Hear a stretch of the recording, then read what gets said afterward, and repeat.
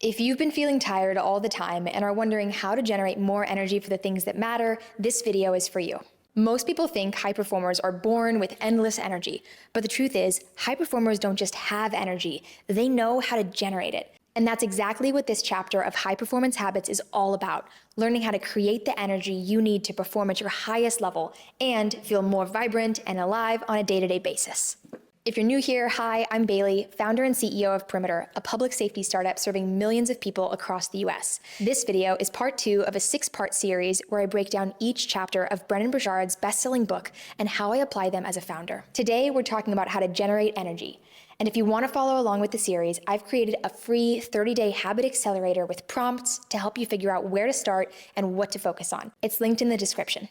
I'll start with what energy actually means and how important it is. Then I'll go over the 3 practices Brendon describes in this chapter: release tension, set intention, bring the joy, and optimize health. According to Brendon, CEOs and senior executives have energy levels equivalent to professional athletes. To make it to CEO, you need to care about your energy as much as an NFL quarterback. Many leadership positions require a similar level of output. Brendon calls this capital E energy. It's not about being excessively caffeinated, although I do have a steady matcha drip at all times. Capital E energy includes your mental, physical, and emotional vibrancy. It's what keeps you excited, focused, and able to keep going while many of the people around you seem to be burning out. The first way to generate energy is what Brendon calls release tension, set intention. Brendon explains that the biggest thing taxing our energy reserves is stress. Most of us go through our days carrying stress from one meeting to the next without pausing to reset. Eventually, we become super depleted and we don't even know why. Brendon recommends taking just a minute between activities to close your eyes, take a few deep breaths, and consciously notice and release any tension stored in your body. Then set a clear intention for whatever you're going into next. He calls this idea mastering transitions, which means you're doing this practice when you're going from work to home, or from a meeting to another meeting, or from work to the gym, or then back home.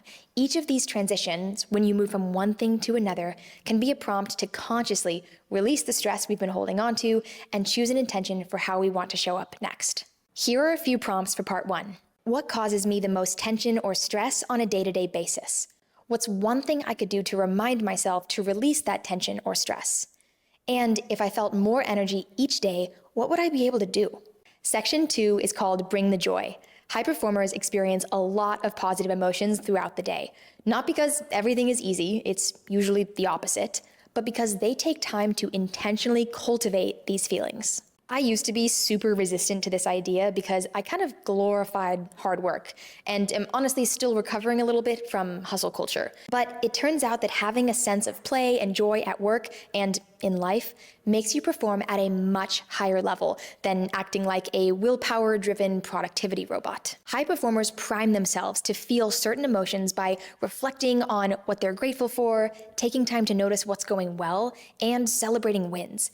It turns out that the more we celebrate wins, the more energy we have to take on big challenges. There's one tiny habit that really helps me do this, and that's asking myself at the end of the workday, what's one win I had from today? Asking that question helps me to feel the wins and also unconsciously gets me more excited about whatever win I will achieve tomorrow. Here's 2 prompts to help you bring the joy. What's one thing I could do to cultivate positive emotions throughout the week? And what's one thing I can do to make my work more fun? The final section is optimize your health. We all know by now that we can't generate energy if our bodies aren't getting the basic self-care they need. I'm not talking about bubble baths, I'm talking about quality sleep, daily movement, and good nutrition. But I used to completely ignore these things. Back when I was in pure productivity robot mode, I treated sleep, working out, and good nutrition as nice to haves. But Brendon explains that if we care about our mental performance at all, we have to take these things incredibly seriously and make them a top priority.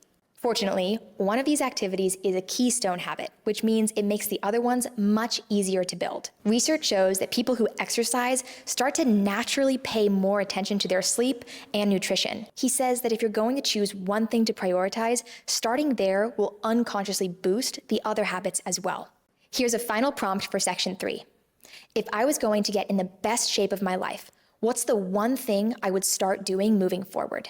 Okay, I hope this video was helpful, and if you want to continue building these habits alongside me, grab the free 30-day Habit Accelerator linked below. It's there to help you build momentum, and it's a practice I use every single week. Remember, having more energy isn't something you just hope for. It's something high performers create on purpose, and we can do the same thing by applying the habits we just discussed. Thanks so much for watching, subscribe, and I'll see you next week for Chapter 3.